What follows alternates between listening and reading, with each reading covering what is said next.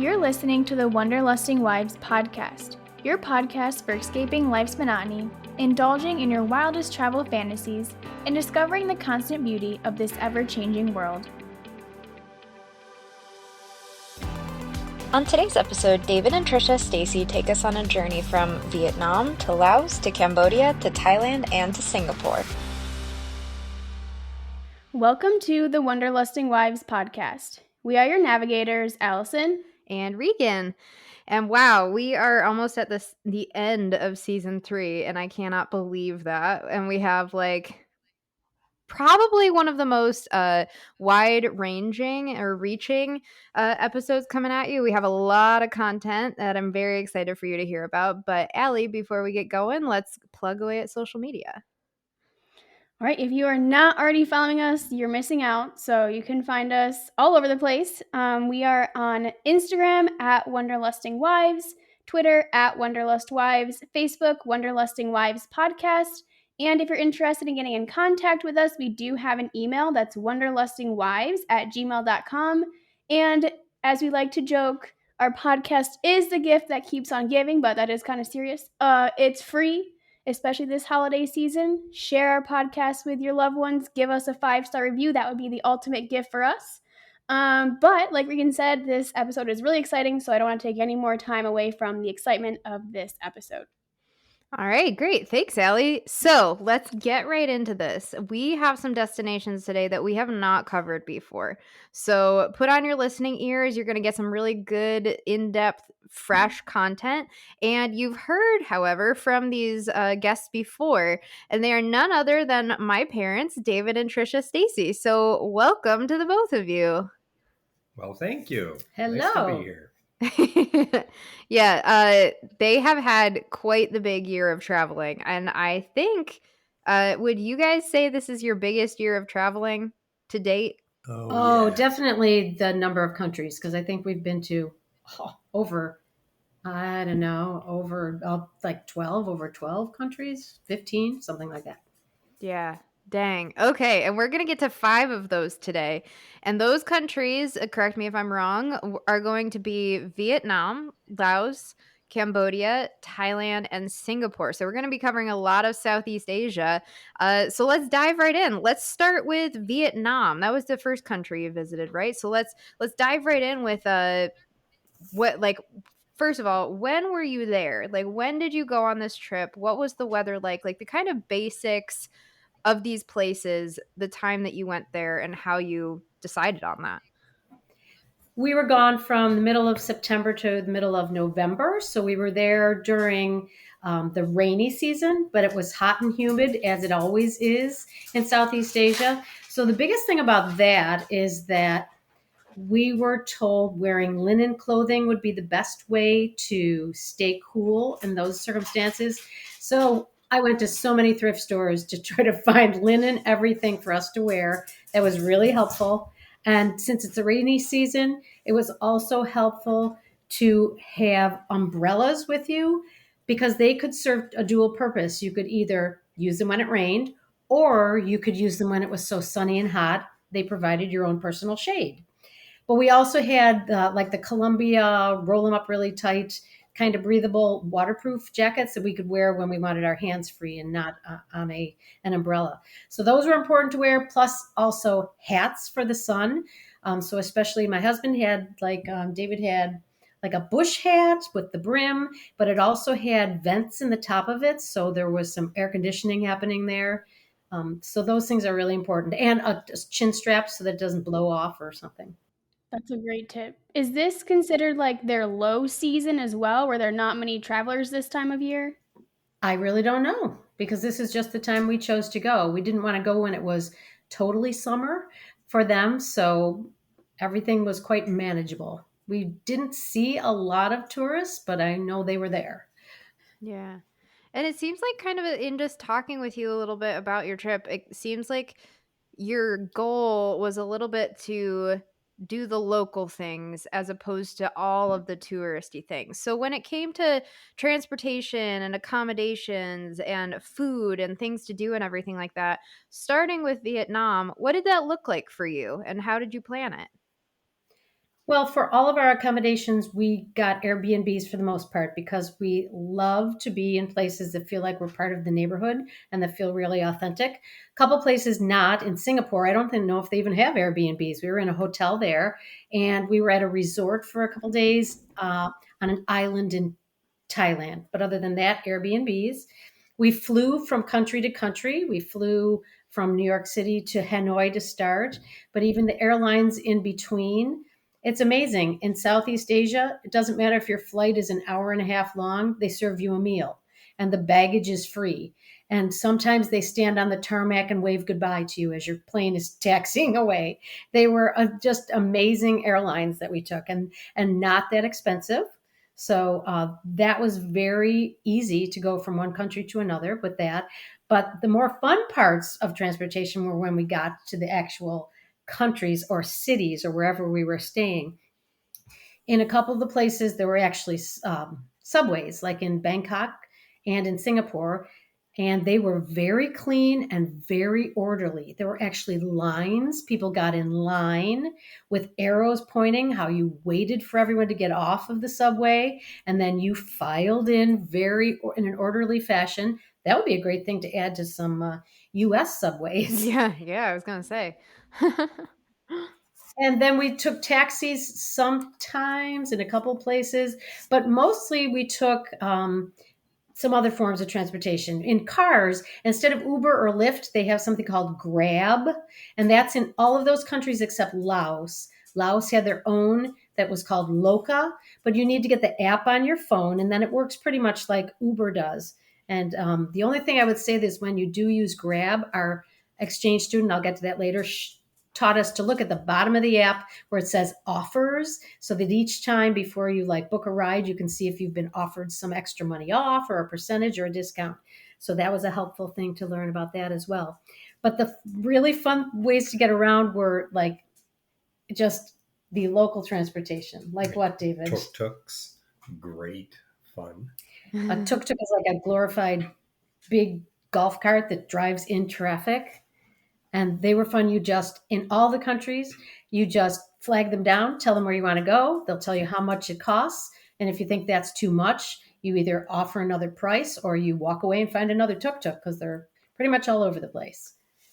Oh, and there were also in Thailand, there were red pickup trucks called song taos, and they had an actual cab on them. So you had a roof over your head in the back where you crawled in, but the back was open. So you crawled into the back of this red truck, had to duck because it was very short, 2 planks on the sides, and you sat on these planks because song tao means 2 benches in Thai, and they'd hold onto metal bars overhead as you bumped along in the streets. But same kind of thing. You see a red truck, you go up and tell the driver where you want to go, and they tell you how much, and you climb in the back.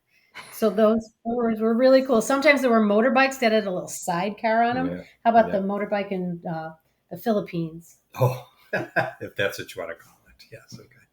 That was just a bumpy, exhausty experience. Yes. Exhausty meaning diesel fumes that we were just breathing. Oh. But I mean, it was all part of the experience. And there were some boats we took for transportation as well. In Bangkok, there are public boats that go on the Chao Phraya River. So that's part of the public transportation. You get on these boats. But also we went on a traditional wooden boat in Cambodia. Oh, yeah. And that took us to a floating village where all the houses are on stilts. So that was really cool. We also took a ferry boat in Laos. We were walking along the Mekong River and took a little path down to the river itself. And there were these big floating barge kind of things coming across the river with cars and people on them. And I'm like, let's go to the other side of the river. So we got on that, and I said, to call it a ferry boat seemed rather, what were they more like? It was more like just a floating piece of aluminum or something. Floating piece of aluminum with like some tractor engine on it or something. It was nothing like what we would experience in this country, a major boat. It's just the way they did things. And that's why we leave this country, because we do want to experience things that are different. We don't want to just experience America. So every opportunity we had for something like this, we're like, yes, let's do it. even like to get in some vans when I set up a tour. I mean, they're like 12 to 14 person vans and you're just jammed inside them. That's just how you get around. Yeah. Was the transportation like these boats and things that you're talking about? I'd imagine Grab you're paying for, and like you said, the tuk-tuks you're paying for. But like generally, what was the price of transportation on average? Cheap. Yeah. Very cheap. Yeah. Very cheap. Yeah. Yeah. Mm. Compared to what it would be in the US, for sure. Even like there were a couple days in Cambodia, we had a tuk-tuk driver the entire day, like the entire days. One day it was starting at 5 a.m. and it ended up being like $25 or something for the entire day to have a private driver take you everywhere. So yeah, pretty cheap. Yeah. Wow, that's amazing. Now, I feel like we maybe haven't talked about this on other episodes before. Did you by chance get any like medical insurance because you're gone for 7 weeks? You're going on these crazy transportation, or you're just like, we'll just try it and No, hope for the we do best? not leave the United States to go to any other country without buying travel insurance. We had heard from some people that you can buy like annual travel insurance and it covers all your trips, and we're like, that's amazing. But New York State, which is where we live, does not allow such things, so I have to buy policies each time. And it's not for if our trip gets canceled or that. Mostly that's not why we purchase it. It's because if we needed medical assistance when we were away, there are some places that won't even admit you or let you in a hospital unless you can prove you have travel insurance, because your home medical insurance does not work. And it's also if you needed to be transported out of that country medically, the cost would be prohibitive. So I use a website called Insure My Trip, which is like a clearinghouse. You can put in your dates and places, and it'll show you like a dozen or more different companies that you could purchase this insurance from, and then you can choose the cheapest one with a great rating, and that's how I do it. Yeah, that was really helpful. You recommended that to me for my trip this past summer, and that was like you can just filter it by everything you could possibly want, like anything that you have a requirement of what like reasons that you might need to cancel your trip that you foresee that you'd want covered, like that. Yeah, that's a great tip. Yeah, I would second the motion to use that service. And the other thing I did this time that I haven't before is that I made a contact card. It was actually like a half slip of paper, and it had people back home, all their emergency contact information, our information. But then also, I looked up every single city where we were going to be and searched for the best hospital for expatriates or English speaking people, and I wrote that down with its address and the phone number and the phone number of like the police Did you put and down all the that kind of embassy? things, The and embassy as well. the nearest embassy as well. So I had those tucked everywhere in our purse and in our backpacks, in our luggage, just because I didn't know exactly what we're getting into. Those are developing nations for the most part, so it's different from being in the United States. Did that make you nervous at all, or like in planning it, something that's so different that you really haven't planned before, and then B, like yeah, just the cultural differences. Did any piece of it make you nervous heading over there, or did you feel pretty much safe and ready to go the whole time? We were probably, I don't know, I think I was a little on the nervous side about going over. Of course, I never want to go on a trip. I'm just afraid of like, what am I going to eat and what am I going to do? But it was always I don't know, once we got into Hanoi and we got around that city a little bit, it was like, wow, this is amazing. And I felt right into it. It was very comfortable. And a couple of times in other countries, you're not really sure what's going on, or you can't understand the language, or you don't know how to operate the bus system or something like that. Then it gets a little frustrating. But but never, I don't think we were ever really worried about safety or anything like that. I felt safe everywhere we went, even in the huge cities like Hanoi and Bangkok. They're great. You know, you're obviously tourists. You don't fit in all that well, but we felt pretty safe all the way through. Absolutely. And it was get all those precautions in place ahead of time and then just enjoy yourself. Yeah. Yeah. That's a great point. And speaking of getting things in place, do you need visas to go to these countries as a You US do. citizen? 3 of the countries, and it's hard to even believe they are. 3 of them are communist countries: Vietnam, Laos, and Cambodia. And the only difference that we noticed as tourists and as interacting with people is that we did need a visa that took a little more red tape, and they took your fingerprints and things at the airport. But other than that, like, I never would know I was in any different kind of a Yeah. government country than anyway. So that was different. One other thing that was a precaution was because there are mosquitoes over there that carry diseases that we are not used to here in America. So we did go to a travel vaccine clinic in a city near us, and were advised on what vaccinations to get. And we got Japanese encephalitis vaccines, and a couple I don't others. remember Yeah. what the other ones were. I remember the Japanese encephalitis. I remember because if they said, I said, tell me why, what happens to you? And they said, well, you basically end up in the ICU immediately. Okay, so there's not even a time to. Right. So even though that costs like $1,700 or something ridiculous for those shots, it was worth it, because otherwise peace we're of in an mind. ICU in Yeah. Southeast Asia. So we did that. There were other ones that were foodborne things, hepatitis B or Yeah, one of the hepatitis A, hepatitis is- and then one something else you get when you eat food. I'm sorry, I'm drawing a blank right now. But we just did not get the malaria medication because we had 2 relatives, friends who had had negative reactions to taking the medication.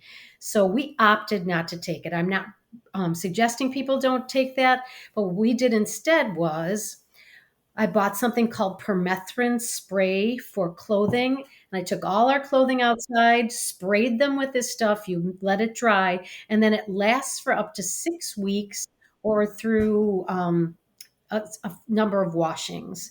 So I sprayed those, and it repels mosquitoes. And then I got, instead of insect repellent with DEET, I got insect repellent with picaridin in it, which is also recommended just like DEET. And so we put that on our exposed body parts. We wore our clothing, and that well, spoiler alert, we did not get malaria. So all of those things really helped. They tell you not that food, like in markets, so these foodborne illnesses that can make you very sick, in markets, like the outdoor markets, I'm not talking about like a Tops supermarket or a Piggly Wiggly or whatever is near you. These outdoor markets where people are just cooking right there on the spot, they would say only eat food that they are cooking right then. Don't eat it if it's been sitting around. Also, only have bottled water, which was plentiful. I was wondering how easy is it going to be to buy big bottles of water? You could buy them everywhere. Yes, very cheap for the big bottles of water. So we just, and any fruits and vegetables, there's make sure they're washed. So we didn't get any kind of illnesses at all. No. Yay. But we were ready. We were ready. We knew what to be doing and how to prevent it. And so I guess that worked. Yeah, better safe than sorry. And that's good to know about the food too. Did you notice, like, this is kind of super in the weeds of this, but the bottled water, was that mainly like in more touristy areas that it was easy to find, or was that just kind of like everywhere? Like were locals still drinking the water, but you could only find the bottled water? Like, what was that? Well, most of the places we went to, bottled water in any of the little shops, the stores, just about anywhere you went, there was plenty of bottled water around. You know, a little side note, one of the big stores there is 7-Eleven. So Hey. where we would see 7-Eleven, oh, let's go get a bottle of water, let's have it with us. But most of the places would have bottled water. We didn't have any trouble finding it anywhere. Even the small shops, you know, we took that barge over to the other side, side of the river, and that little town, wow, that was unlike a little town you've ever seen. And but they had bottled water there too, so it was easy to find everywhere we went. That's great. Good to know. Stay hydrated, y'all. Yeah, that too. So I know you asked about going country by country. We kind of got off track here, but do you want us to start with some Vietnam things? Yeah, let's do it. Well, the reason we went to Vietnam, well, this trip, actually, the reason we went on this trip was we were on a cruise from Australia to New Zealand and befriended these two women that we ate dinner with every night then. And they were talking about how they were taking a trans-Pacific cruise back to the US. And I was like, what? That's a thing? Yeah, what is that? So we looked it up, and there was a Carnival trans-Pacific cruise on our favorite ship, the Panorama, going from Singapore to Long Beach in October of this year. So I thought, well, that I didn't realize that people used repositioning and cruises like that as transportation, which now opens up another possibility for things. And so I contacted our exchange student, Chang, who is from Vietnam, and she had lived with us 12, 13 years ago for one school year. So said, how would it be if we came to Southeast Asia? Do you want to hang out with us? She's like, yes. And then we contacted a friend from America who moved to Bangkok, to Thailand, and actually ended up getting married, living there, has a little daughter. Contacted her and said, are you available? And she said, yes, that's part of our school break because she's an administrator at a school. So it's like, we're going to Southeast Asia. We're going to have a great time there, and then we'll take the cruise home. So that's how this all started. And our first place to go was to Hanoi. And it was so emotional to see our exchange student after not seeing her for so long. Yeah, we happened to be able to have dinner with her mom and dad.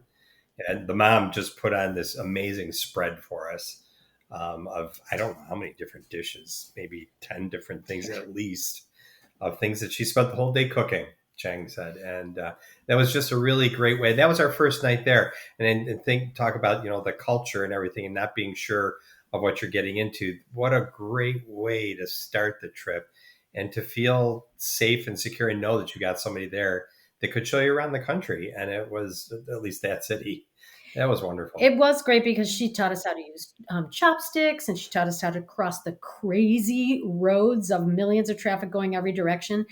She taught us about the intricacies of using the Grab, that app, and just food and different things, and going to night markets, which are an amazing thing in themselves. So it was a great way to start. Mm-hmm. And if anyone goes to Vietnam, to northern Vietnam, to Hanoi, I would suggest two things we could not do because we were supposed to go up to the most northern part of Vietnam, to Sapa, to go trekking, which is what they call hiking in all the terraced mountains that are up there. But the typhoon had just come through the week literally before we came. So everything was landslides and flooding there, and like in Halong Bay also. So we ended up just staying in Hanoi. But if you go to Hanoi, definitely go to those other places because they look amazing.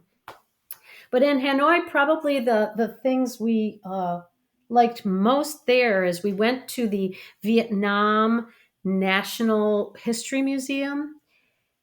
And did we learn about the Vietnamese War, which they call the American War? It was amazing to see this from the perspective of the Vietnamese, and not always such great things that America had done, but that was wonderful to go and learn all those things. And then the other place our exchange student was very excited for us to go was the Maison Central prison, which for many years, different people in Vietnam were tortured horribly there. But when it got to be the Vietnamese War, which they call the American War, that was the Hanoi Hilton, the nickname given to it by the American POWs that were there, including John McCain. So that was really heartfelt to visit there, where those men had been prisoners as well. But in every place, starting with Vietnam, the night markets, and this was in the old quarter of Vietnam, every place we went in Southeast Asia, we would go just about every night. Little booths, little shops. There's food that you can order from street vendors. You can get souvenirs, and it's just the greatest atmosphere. Sometimes somebody's entertaining on the street, and music and stuff, and they were just the best. And that's every night. That's not like just a certain time in the season or anything like that. Every night that's going on. And I've said to so many people, it is unlike anything you've seen. And that was what made it so magical about being there. It is truly, I haven't seen anything like that ever before. You go to craft shows, which are all organized in straight lines around here and little booths. Everybody's got their 10 by 10 space and everything. This was that time, like squared times 10. I don't know, whatever. This is just a really important part of their life and their lifestyle and their customs. And we just totally enjoyed it. If any of your listeners are going to Southeast Asia, you must find the nearest night market. And actually, that's where I chose many of our Airbnbs, to make sure that they were in close proximity to a night market. So we just walk there. Yeah. And Allie, I know your parents love going to markets and stuff, but this kind of stuff, they would have just loved it, absolutely loved it. So maybe someday for them. Yeah, that would be awesome. And in these night markets, how was it communicating with the locals? I'm guessing it's a lot of locals there. So how was that with communication? And then also going along with that, how about like the currency? I'm guessing they're probably not taking your credit card, or are they? Is it You mostly want to cash? do the translating thing Well, first? the translating thing, well, many of them, most everybody speaks basic English of sorts, enough to communicate. And if they don't necessarily know right away, somebody within earshot probably does. But then there's that other magical tool, the Google Translator. They could talk into it. It would translate it into English, and vice versa. We could speak English and it would translate it into whatever language. Or you could hold your camera up to the signs and it would translate the signs.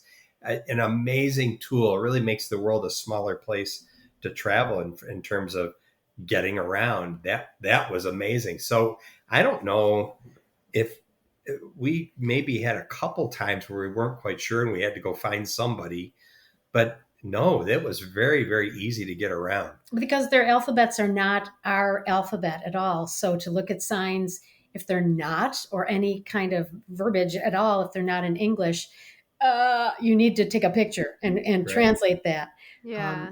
That was not a big deal at all. And as far as money, for the most part, we did not exchange money in the airports, because if you were going to take a Grab or a taxi from the airport, you could use your credit card for that.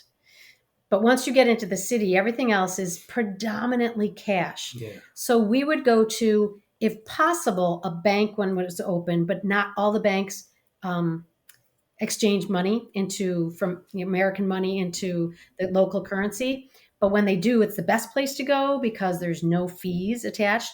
And then we just go to an ATM and just make sure that we knew what the fees were before we okayed the transaction. Also, it'll always ask you, do you want the dynamic currency conversion? And you don't ever want that, because it's better deal if you keep it in the local currency rather than changing it to American currency. So that was just a little tip. But you do need cash.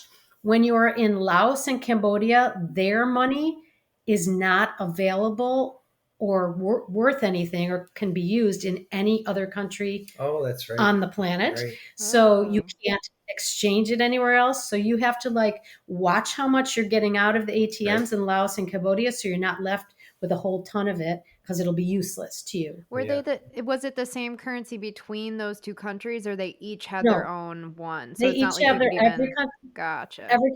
Every country has their own, but in Cambodia, they take US dollars.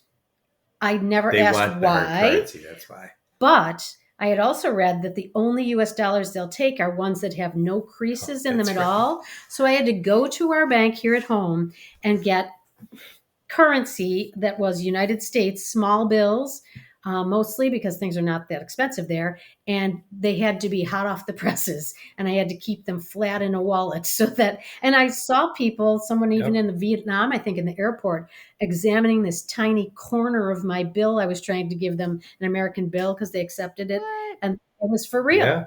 Yeah. They want it to be pristine. Dang. And another thing is they do, if it's money coming out of an ATM, it's generally large bills for their currency. So if you have to pay someone in a large bill, then they won't necessarily have change for you. So we would go into the 7-Elevens, buy a bottle of water for 30 cents or whatever it was the equivalent, and then get Break it. all the change from that. So that was our trick so that we could have our water and then have all these small bills to use as well. That's a good hack. Yeah. Especially if you need water anyways and you're not buying something useless like Takis, which is what I do when I go to Walmart and need to get out cash. So that's We much bought our better. share of useless things. Well, some of the snacks are intriguing. You've never seen anything like that, so you get them. Yeah, why not? They're like, That's right. what we bring home to the grandchildren as souvenirs because, like, who needs more stuff to sit on a shelf? So we got 3 snacks in each country that were made in that country.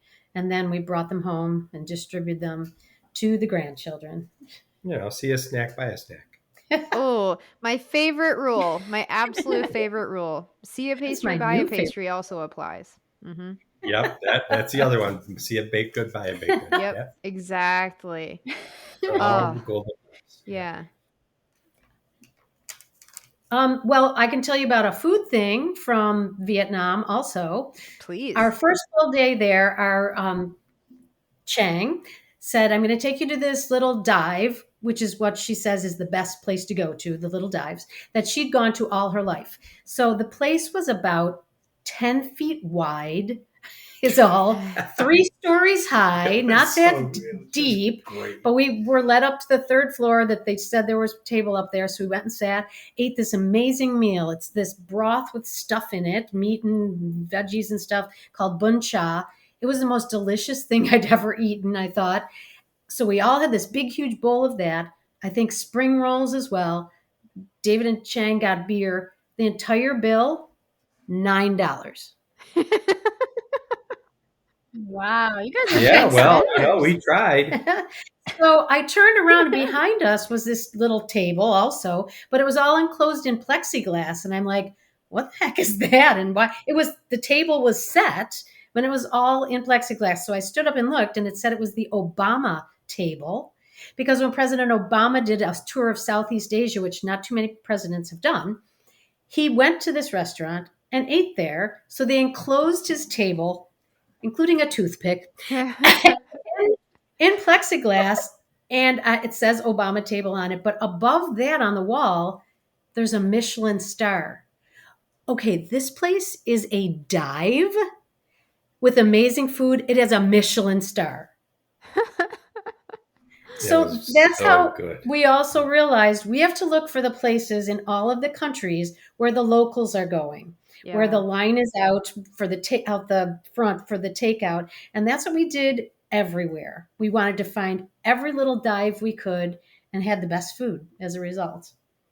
That's awesome. And it makes you like, I've heard this time and time again. I think Emma, who was on our podcast earlier this year about Spain, she said something that I found to be really interesting in that, like, food in other countries, even going to Europe, like, not as cheap, but still cheaper. It's so much easier to want to try food because you don't have to spend $25 on a dish that you don't even know if you're going to like it. So that helps you to be able to be adventurous, even if you're on a budget or something like that. I think that's awesome. And then, for it to even be a Michelin star restaurant. And here, go to a Michelin restaurant and spend minimum $100 a person. It's crazy. There was another 1-star Michelin restaurant in Chiang Mai, Thailand, that our son, Brendan, and wife Emily had gone to on their honeymoon and said it was like a highlight of the trip. So we went there as well. This place is so crowded, they gave out pagers at this little dive because you had to wait for your table to get in and have your cheap, amazing meal. It blows your mind. That's amazing. But, if you want to just eat American food, you can stay in America to do that too. So we wanted to experience it. And you can find American food if you really need it. Oh, absolutely. But it's not. Eating with the culture eats is really good. I know our tuk-tuk driver in Cambodia was going to take us to lunch and pulled into a place with a tour bus. And I was like, no. And we went and found a little dive and he said, yes, this is good. Oh, good. Did you find that the food was similar in the countries, or were they very different at each country you went to? I would say it was similar most of the way through. It is. It's similar ingredients, but the spices and the level Yeah. of heat or sweetness kind of vary from country to country. So, but yes, definite similarities with them. Well, a lot of them have curry in them. And Oh, one just of in the first Thailand, I days thought. we had, no, we had, because we were in Cambodia or Laos the first time, and I had a white linen blouse on. And when I got home, I saw that it had all these yellow spots on it. So I thought, oh, I'll just bring a little, like 3 ounce bottle of laundry detergent just to spot clean things and whatever. So I put the detergent on it and rubbed it, and they turned bright reddish brown, all the spots. And then we got more spots other days on our clothing. And finally, I was like, there's no way people in Southeast Asia just throw out their clothes after they get these spots on them. So I looked it up, and it's the turmeric that's in curry that reacts with the soap. So the one is an acid, one's a base, and it's a chemical reaction that turns it that way. So I'm like, okay, well, if it's a chemical reaction, how do we get rid of this chemical reaction? And if you put baking soda or vinegar on them, it would take the spots out. So couldn't find baking soda in the little stores, went to a pharmacy. These are all Yeah. tiny places, and didn't speak English, so wrote it out. Where do I get baking soda? And she told us we had to go to a big actual grocery store to get that, or whatever it was. So, and it worked. And our friend who lives in Thailand even said she has gotten so many spots that she thought ruined clothing that she never even knew that you could do it. So people, if you get the spots, get some Mm, baking soda. Out they baking come. soda is magical. Dang. It is. And also, if you go to Southeast Asia, try to use chopsticks. It took us 3 days, but we were proficient, and we would have people in the restaurants compliment us because not everyone who is a Caucasian, shall we say, would even try. So they really appreciated it that we were trying to do things their way. Yeah. Yeah, that's wonderful. And I know we have a ton of other destinations to talk about, so maybe this will kind of encapsulate all of them. But what were your experiences with the locals? Were they very receptive to you? Were they going out of their way to be kind? It just seemed like that was their way of life. They were just nice to everyone. They are very Very kind, friendly. very Yes. friendly, They're very very helpful. accommodating. And most but not all are Buddhist. And as we found from talking to so many of them and learning more about Buddhism, that part of their Buddhist belief is that you need to be content with what you have, which is a great thing for all of us to be. And they were wonderful. And I swear, the more you travel and meet people from other places, you realize how many more similarities you have than differences. And that's a good thing to do, to celebrate those similarities and try to dispel stereotypes and negativity toward a group of people just because they look different or have a different religion or are from a different place with different customs. The people were amazing. Mm, preach. Love that so much. That's beautiful. I think we could all, I mean, I know I could use a little more contentment in my life. Like that's really cool. That's kind of part of the culture, at least as it pertains to religion. That's really cool. Um okay, so Shall we? things to do. We were in Vietnam. Is there anything else Yes. from Vietnam? Well, no, those are like the biggest things because we just mostly love being with Chang in there also. Yeah. But Ah, that's so awesome. our next place was Laos, and I just chose to go to Luang Prabang because people and had reviewed in blogs and things just saying that it's just a kind of a chill place and just beautiful and nice people, and so we went there. That's where we went on that ferry, aluminum piece of rusted steel or whatever across the I like the bottom of lawnmower engine piece of that. That was very yeah, the lawnmower starting in the boat, yes. yeah. But the couple things we did there that we really liked, we took a van, a 14-person van, to this waterfall. These beautiful, it's a series of cascading waterfalls that get increasingly smaller. And when you got to the bottom, there were two little pools you could go in. And I went in the pool with two monks wearing their orange garb. I've never done that before. But On the ride there, we were in the very back of the van and we were just bouncing around like crazy because, again, this is a developing country. You got out of the actual city. The roads are loosely called roads and they were so bumpy and stuff. So on the way back, after going to the beautiful waterfalls, I said, David, we have to sit in the front seat. I totally want to see what this is like. And you know what it was like? It was like living in a Mario Kart game. You were swerving from one side of the road to the other and off the road and over potholes and into potholes and dodging cows and sheep and goats or whatever else. It was so much fun. If you are at all car sick, you probably shouldn't go on something like that, but I thought it was amazing. And we passed by like rice field after rice field. It was amazing. I just would Beautiful. like to point out that you said I wouldn't go on something like that as if it's like a ride at Disney World. That was just that in and of itself, that choice of words really did put it into perspective that it is more like a ride at Disney than it is a ride in a normal car. Yeah, I'm hoping to get in the lightning lane for it next time I'm in Laos. Ooh, fun. It'll be significantly cheaper. Wow. Anyway, in Luang Prabang, also another thing we did was we went to the Unexploded Ordnance Museum because I had read before we went to Laos that it was the most bombed country in the world, which I thought couldn't possibly be correct. Well, it turns out it is.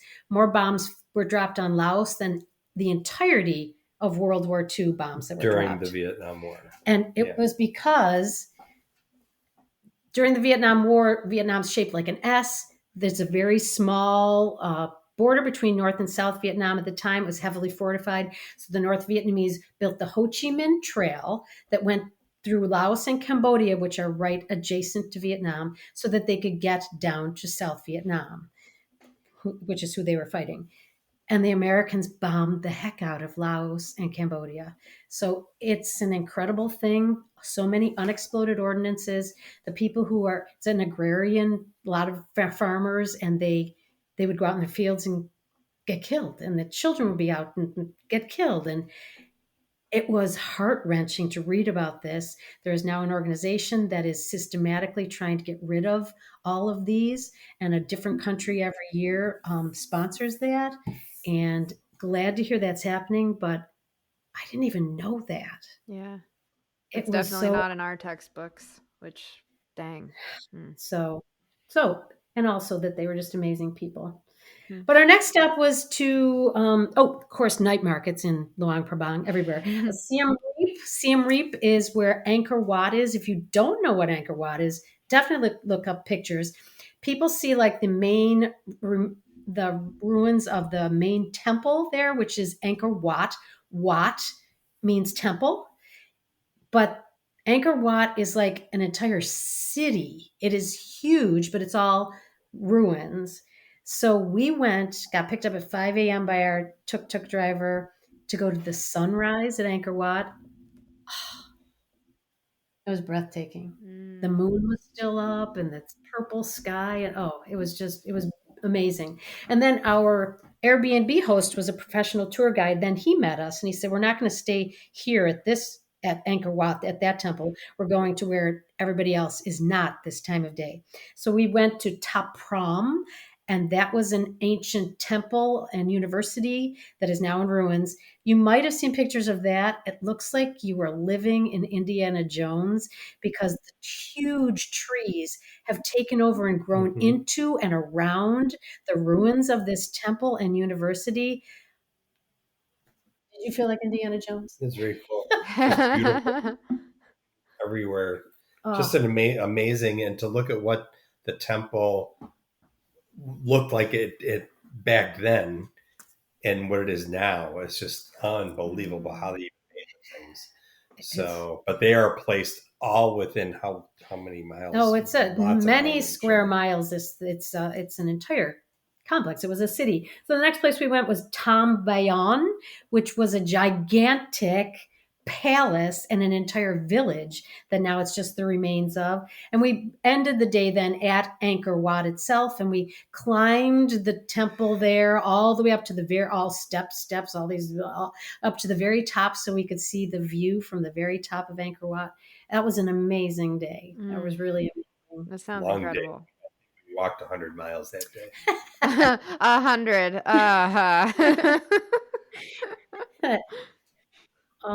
But that's also Cambodia is where we went to that floating village. Literally, you can only get there by boat. And we were on a traditional wooden boat there that started with a lawnmower engine too, I think. That was amazing. On our way there, back from that, on our tuk-tuk, you've been in traffic jams before, I'm sure, girls. Oh, yeah. I go on one every time I'm on 275 or I-4 down here. Okay, but have you ever been in a cow jam? Nope. Yeah, that's That new. is a new one. Our tuk-tuk was in the middle of a herd of cows on the bumpy dirt road. And we just had to wait for all the cows. And there was a woman that was leading them, or in the back of them, somebody in the front, somebody in the back. They wanted to and go. We just had to wait while and they don't look like our cows. They're bigger. Yeah, and they had like bigger some horns blocks. and stuff. So maybe, more like cows. You might be right. So that was amazing. Because again, unlike anything you've seen and experienced, And a cow jam might be the better of the jams. Your other ones are toe jam, traffic jam, log jam. A cow jam, I'll take it. Strawberry. it was a good Oh, jam. strawberry. It was a good jam. Mm-hmm. That was really fun. That was a long ride back in the tuk-tuk. But again, we had our own driver. What a trooper that guy was. And earlier that day, he took us. I wanted to go to the Killing Fields Museum. Look that up. Another historical thing I did not know. In the 70s, Pol Pot, a dictator, wanted to make Cambodia a communist agrarian worker society like Russia, and there was a genocide of all educated people. It was, again, people. We need to look beyond our borders sometimes to realize what's happening in the rest of our world at times. Yeah. But anyway, our next stop was to Thailand. We spent most of our time in Thailand. And the one place I suggest people go to that we were unable to go to is the Elephant Nature Park. There are elephants. That's the national animal of Thailand and other countries. Elephants are really important over there.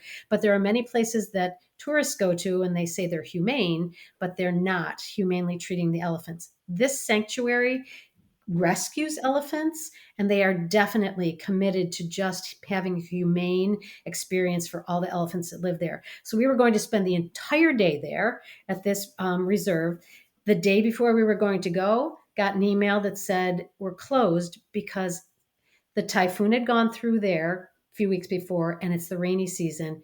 They had a flash flood, and it was on international news that they had to rescue 150 elephants, and there were pictures and videos of the elephants with the water up to their chins. They had to keep their trunks up out of the water.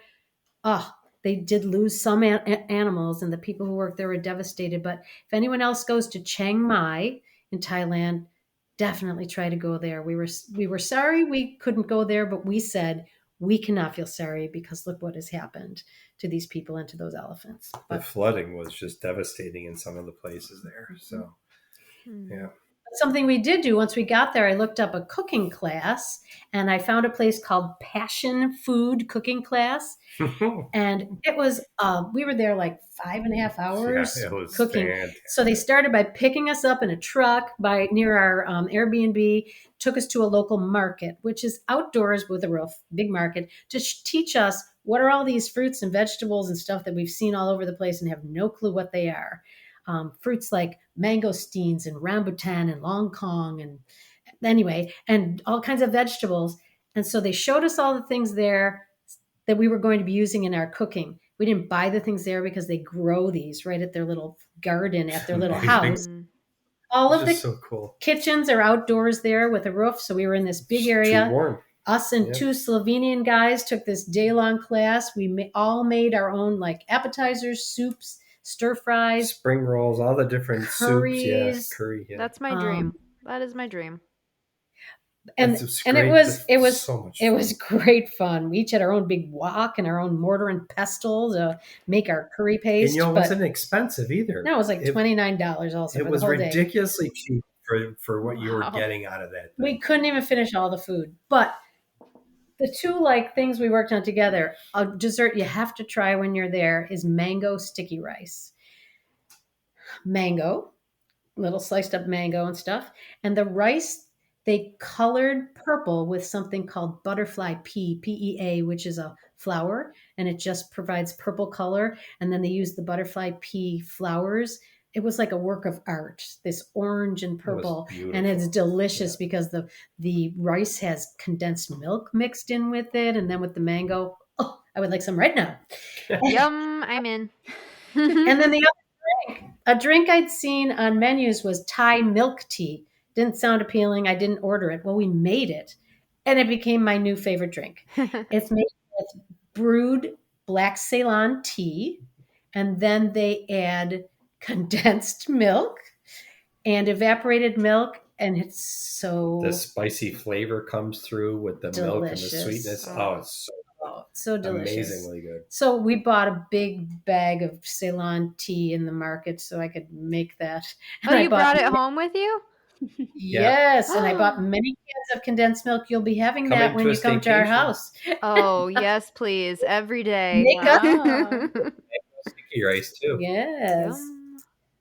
Oh. So another amazing thing in Thailand was Oh, the massages. Oh my gosh. Thai massage. Unlike any massage you've had, they literally stretch your joints. It's like as you get older, and joints start to stiffen up and stuff like that. And they all tell you, well, you got to keep moving and you got to exercise and all this other stuff. Oh my gosh. It was amazing. Absolutely amazing. So they I'd bend highly and recommend one every other hour. Just they bend you in ways that you didn't think you could bend, and and it's like an hour massage for $10. $10. Come What am I on. doing with my life? Wow. So worth it, especially when you walk 100 miles, right? In one day. Oh, Ellie, thank you. Yeah. Whoa, slam. Oh, good stuff. Oh, man. And well, after Chiang Mai, and of course there was a night market there we could walk to, but some other things we got at the night market were fruit drinks, mango. What other flavors did they have? They would just whip up the fruit and put. Oh, it was so good. But anyway, we went to Koh Samui. Koh in Thai means island, so this was an island off the coast, and we just spent a couple of days. We were actually at a beach resort there. That was just. It was like a take a breath kind of thing there to just chill on the beach with their infinity pool, with their happy hour. It was a really nice way to just have a couple days to reset and then back at it again. Because then we flew to Bangkok, and our friend Jen and her husband Boy and their daughter Nora, we spent a lot of time with them, and that was amazing. But there is the one place we went that was like unlike any other was the Chinatown in Bangkok. Oh gosh. If you've been to San Francisco, Los Angeles, New York City, wherever there's a Chinatown, multiply it by like 1 million and you'll have the Bangkok Chinatown, which went forever in every direction. I've never seen so much stuff. I've told people that it's like in certain sections, it's like walking into an Oriental trading catalog, a living Oriental trading catalog. It's what it felt like, a gigantic, bigger than twice, 3, 4 times the size of the biggest Walmart you've been in, but easily. All Oriental trading stuff. Unbelievable. There's also food. There's food vendors and there's produce sellers and fish and stuff we don't even know. But then little stores, little teeny tiny stores all along. And you're maybe down a skinny alley with all kinds of people. And then all of a sudden a motorbike comes through. And then you're undercover. You're back inside some building. And any direction when you get to a street, you look either direction and it continues on. Just all these vendors and people. It was amazing. I'd like to be there. Actually, that would be so much fun. It was so fun. I do want to just pause for a minute since you said that and brought that very fact up. So I've known one thing is that my mom has a huge capacity for wanderlust, like always is planning a trip, always wants to go somewhere. And when she brings it up to my dad, he'll be wary at first, and sometimes I really do get it. Like leaving home, I'm not always keen to do it too. Like I get it. So for my dad to go over here and then to come home and say he wishes he was there right now, like in Chinatown, that should tell you, at least it tells me, how actually incredible this place was. Like for somebody who is a homebody, and there's nothing wrong with that, to be like, oh, I'd love to be there right now. That's really cool. I'm just so excited that you had such a great time.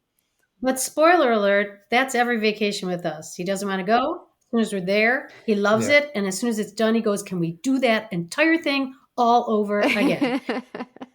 But I've told many people for this trip, I would do 98% of it all again. You know, there was 2% in one of the other countries that I was like, nah, I don't need to go back there. But it was fantastic. Absolutely fantastic. Yeah. Looked forward to going out every single day, getting into it and finding new things. Which we did. And in Bangkok, if anyone is a King and I fan, we went to the Royal Palace, the Grand Palace.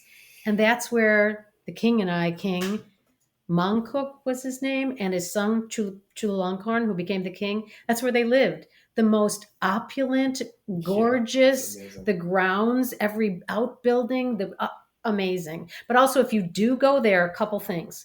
First of all, as we were making our way there, we got stopped by this nice young man who said, oh, are you going to the palace? We were like very close to the palace. You could see the palace. He said, it's closed today. There's a special ceremony, so you can't get in. And I will go, well, I see lots of people walking there to get into it. And he said, oh, no, just the people who live here can go in today. I said, it looks like a lot of people who aren't living from here. And so he's telling us, nope, it's closed. I'll get you a tuk-tuk you can get for how many dollars will take you to this place. How far away is that? He said, oh, it's miles and miles away. And I'm like, no, we're good. And he just kept following us. I said, we're good. So I went around the corner and looked on my phone. It's a scam. And another guy tried to stop us. And the place that he said he'd take us to for a lot of money was like a half a mile away. So if you go there, if anyone stops you ahead of time, they are lying. It's a scam. Just keep going to the palace, which we did. But then our friend Janet said, inside the palace grounds, once you pay to get in, there's a place called the Queen's Siriki, sorry if I'm mispronouncing it, Textile Museum. Does that sound like the most boring thing ever, a textile museum? Mm-hmm. Oh, Yes. no. This woman was the Princess Diana of Thailand and of the world. And her outfits from decades are on display there, like full outfits, shoes, hair, dresses, whatever. It was gorgeous and fascinating. And it would tell like the backstory of when she wore the things and the historical context of it, because she lived around the time, I guess, that Princess Diana did too, or previous to that, like in the 50s, 60s, 70s, whatever. So go there as well. It's included with your admission. Do not miss the Textile Museum, which sounds boring and isn't.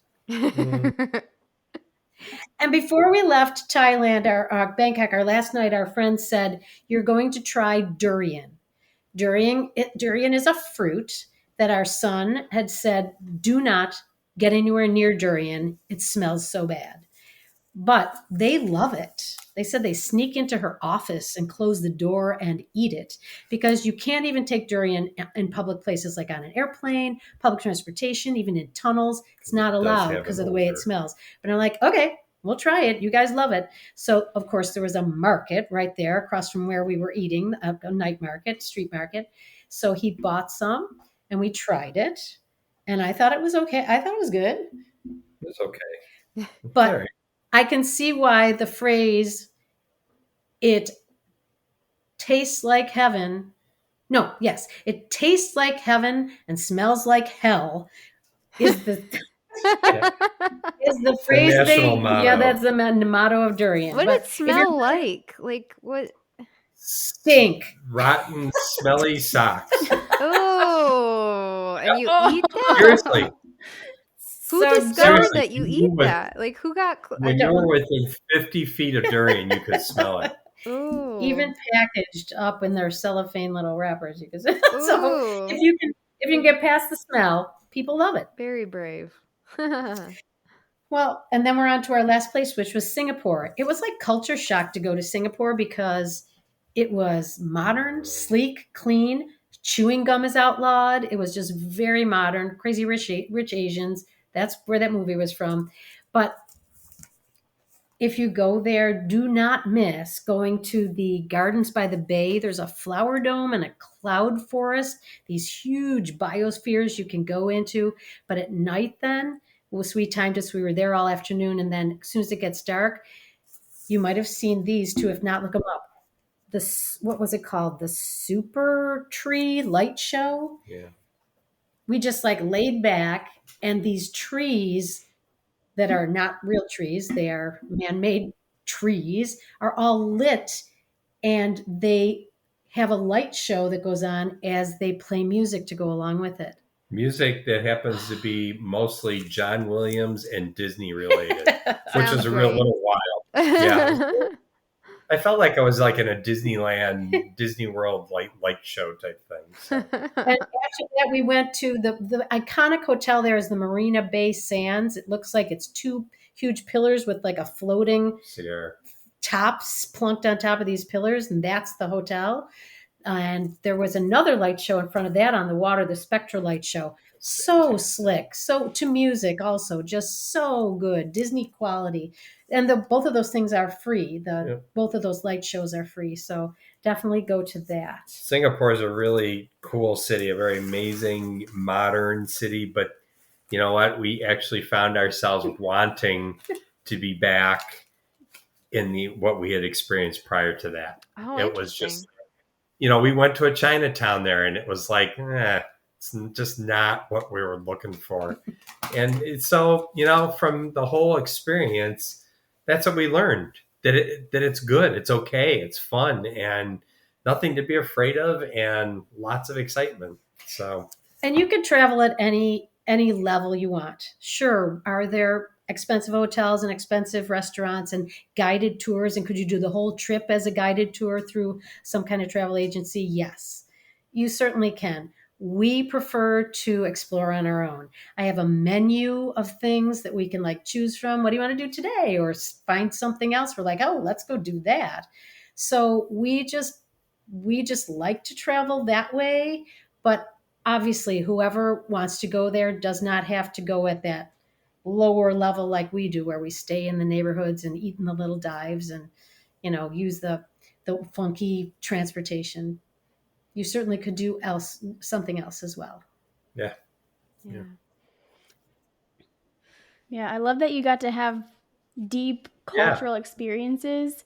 And I think I know the answer, but we'll see what you have to say. How did you find these experiences? Are you using things like Vider? Are you reading books, blogs? How are you planning these unique experiences? There's some things that I just have in my head that I had heard about in the past and was like, I have to do that. Like, or you would see for Angkor pictures Wat. of, like, And as a child, even seen pictures of things to be like, I have to do that when I grow up.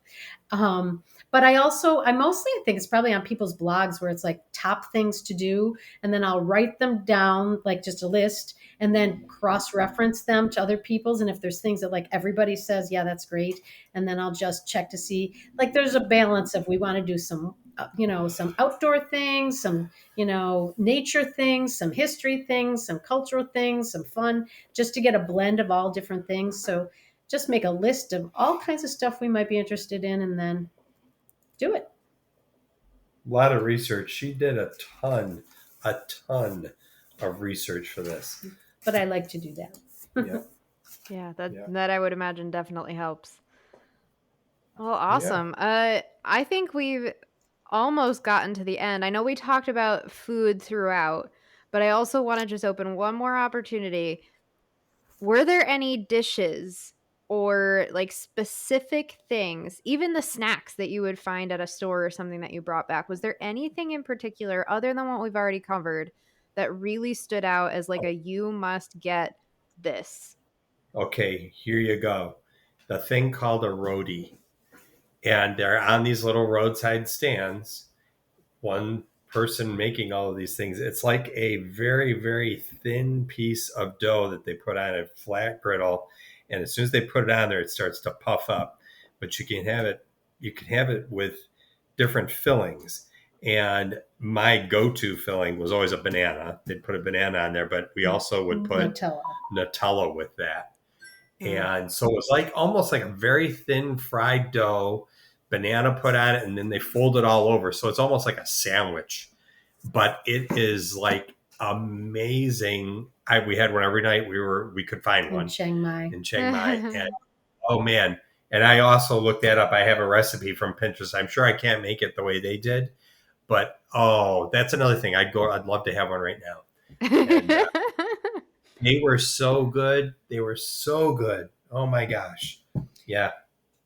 Is there something else? No, but I think one other thing, if people want to explore on their own like we did, you have to have Google Maps. So either you get a SIM card as soon as you get to the airport of each country, or if you have a plan on your own phone that allows international calling and the use of data, you absolutely need that in order to get around. I can't think of any other food stuff, so only just everything. Yeah. So, well, that's okay. I mean, my brain is always on the food. We all know this here at our podcast. I know. Did you see how I was trying to change the subject for you? I did. And it was almost effective. But no, that's okay. I guess we're kind of at a wrapping up point here. So if there is anything else, whether it's food or whether it's another tip, is there anything else you'd want to share before we sign off?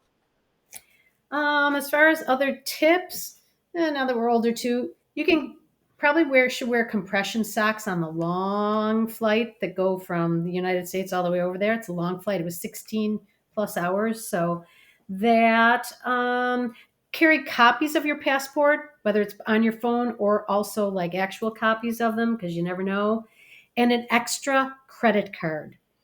A different one, not your same credit card number, a different one, which we ended up using when we were in Europe or Australia. I don't remember, another trip. And we needed it this time too. This time our bank shut down our one credit card because they got a charge from Cambodia for $4,000, but it was 4,000 Cambodian Khmer riel, which is their currency, which equaled $1.08. So they were like, no, so they shut down our credit card. So we had to use the other one. And we never use that other credit card ever, except to take it when we're traveling. So that saved us in a couple places already. And also make sure you have converters for plugs when you're going overseas. They do not always have the same kind of electrical. We use three or four different ones like I've not used in Europe before. So you have to check the country and make sure you have all those that are compatible. We also took in our 2 carry-ons that we started out with. They're the size of suitcases when they're not collapsed, but they were like able to be folded bags that I got. So that then as we acquired souvenirs, we just started filling those, and we didn't have to just drag around 4 suitcases always. So that was really helpful also. Yeah. So I think those are probably my tips. Yeah. Awesome.